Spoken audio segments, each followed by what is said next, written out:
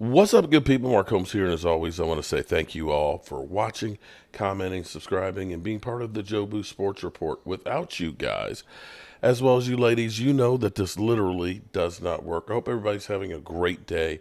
I'm back here at the Red Brick House. Woke up in Harrisburg, Pennsylvania, back here at the Red Brick House. As I say, Papa was a Rolling Stone. I feel like I'm just rolling all over the place, man. I am literally all over the place, which actually brings to mind, actually on my bucket list. I'll talk about that in a minute. I got back here, watered the plants and things, make sure everything is good to go and all that. And I see something that I don't believe. There's an article in Blogging the Boys. The Cowboys Power Index give the Dallas Cowboys the fourth best chances to win the Super Bowl. So I had to say what? Remember what I told you guys? That there is a complete cycle. Okay? Here's what happens. Cowboys lose the playoffs. They're the worst team of all time. Their coach stinks. Their quarterback sucks.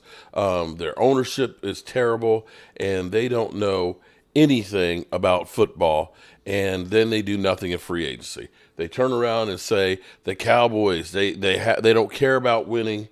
They don't care about winning because they're not signing big name free agents like other teams, and then they start telling us, of course, that the Cowboys won't win. Then after the draft and getting closer to training camp, there's a pivot to all of a sudden expectations start getting there. They start talking about the Cowboys as contenders. Yesterday, I saw an article from Pro Football Focus that said the Cowboys have the ninth talented team out there. Not the doom and gloom that we've been sold all offseason that they stink, that they actually have a talented roster. So if you're saying they're the ninth best, that means there's 23 teams that are less talented than the Cowboys, with the Cowboys doing literally nothing in free agency. Okay. So I wanted to dig into this a little bit more. Here's where it's ESPN. Seth Waiter. I don't know who Seth Waiter is. Okay, now this feels a little fishy in some regards, but let's go through here because we know Vegas has the Cowboys favored in 14 games. But be that as it may, Seth Waiter has given the Cowboys the fourth best chance to win the Super Bowl, according to the NFL Football Power Index. They keep coming up with all these, letter salads. FPI. According to the FPI, the Cowboys are fourth. Okay. And so here's the formula for it. The Football Power Index is R ratings for the projection model of the NFL teams. In the preseason, the model's overall predictive ratings are based primarily on win totals from ESPN Bet. Oh, okay. See, this is one of those things that I kind of have a pause to. The fact that ESPN, the ones who are giving us the news and so forth about the NFL, is also a betting site. Anybody else see an unfair advantage compared to all the other ones and how they can set the narrative? But be that as it may. So, in conjunction with the team's schedule, along with factors such as strength difference between a team's starting and backup quarterback, and a revamped special teams rating based preliminary on new predictive kicking ratings, we also use these teams' ratings to simulate a season thousands of times, creating our projections. So is this like Madden? So they're doing like Madden simulations? Okay. During the seasons, rating evolved based on how teams perform on offense, defense, and special teams, along with the quarterback's performance and changes.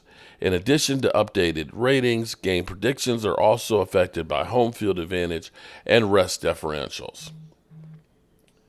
Okay. The 49ers are favorites to win the Super Bowl, followed by the Chiefs. The Cowboys are slotted just behind the Lions in fourth place with a 9% likelihood. So the 49ers have a 16%.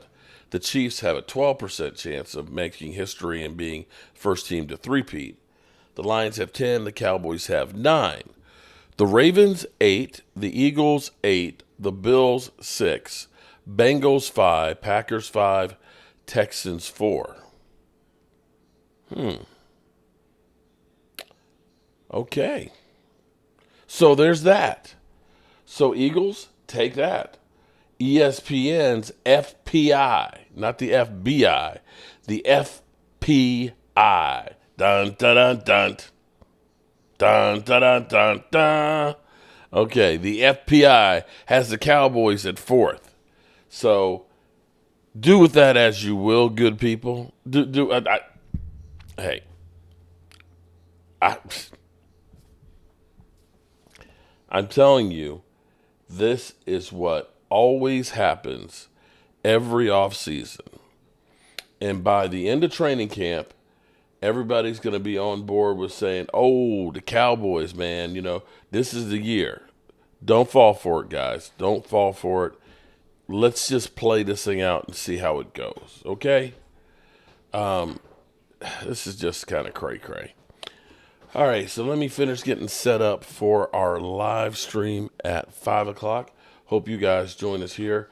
The question will be is, what is the real team that the Cowboys are? We've been trashed all offseason. Now all of a sudden the pivot's happening, and they're saying that maybe the Cowboys will be pretty good.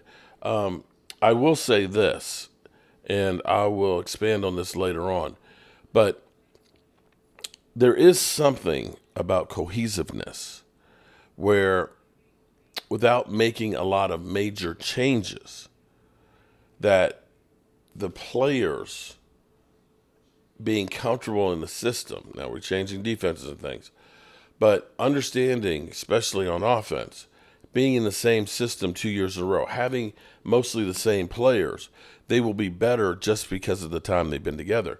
And sometimes bringing in a lot of new faces and new players makes things a little more difficult becoming a team. Just saying. It's just one of those things that I believe. And this is where the Cowboys, being that 12-win team 3 years in a row, I think largely that is because there isn't like a major influx of all these different free agents that are coming in that have to learn the system and be assimilated with the team. That the team already has these guys that are practicing, working, and knowing the system, that they can kind of jump in, and they may be a lesser talent, but they know the system, which can definitely help you. But we'll have more on that later on. All right, good people, I appreciate you as always, and I'll see you at 5 o'clock Eastern. Peace.